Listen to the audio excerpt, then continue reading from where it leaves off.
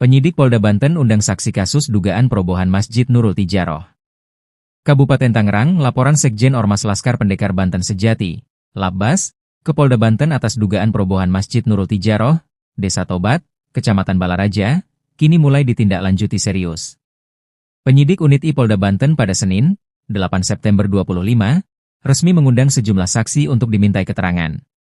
Perobohan masjid yang terjadi pada Sabtu, 5 Juli 25, lalu diduga dilakukan tanpa musyawarah dengan masyarakat, alim ulama, maupun pengurus DKM Masjid Nurul Tijaroh. Kasus ini bahkan menyeret dugaan keterlibatan Kepala Desa Tobat.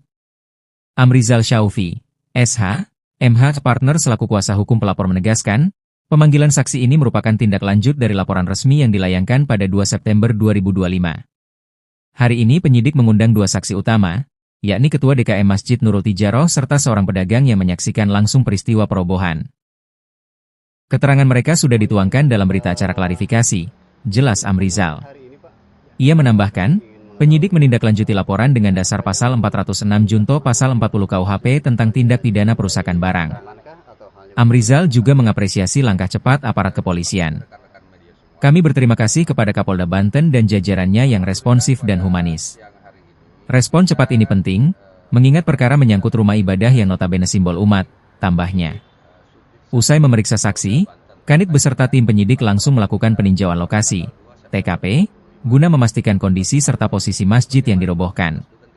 Analisis hukum, dugaan pelanggaran lintas regulasi.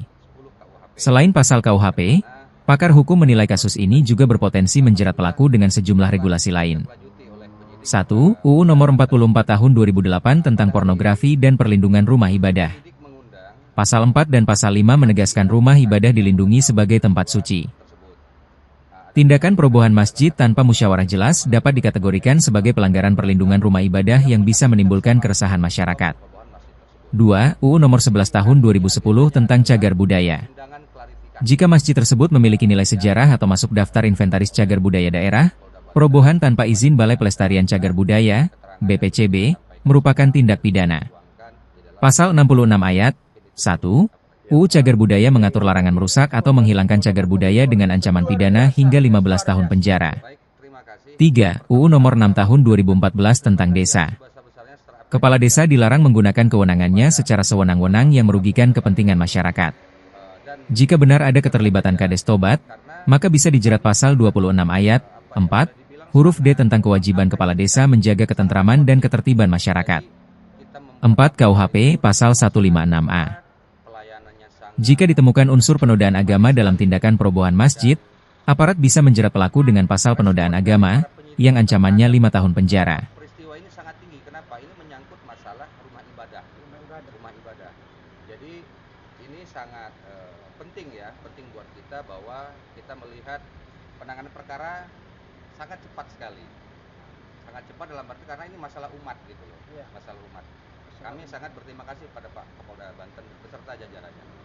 Ya, untuk hasil hari ini Pak, seperti apa setelah tadi Bapak mendampingi daripada saksi? Baik, hasilnya pada hari ini seperti yang saya sampaikan di awal tadi bahwa kita sudah memberikan keterangan ya, keterangan kepada penyidik ya, yang diberikan oleh dua orang saksi tadi. Dan hari ini juga setelah keterangan diberikan oleh saksi, Pak Kanit beserta penyidik langsung menuju TKP, di mana lokasi daripada masjid yang dirubah tersebut. Ya tujuannya adalah untuk mengetahui di mana letaknya, kondisi terupdate-nya seperti apa.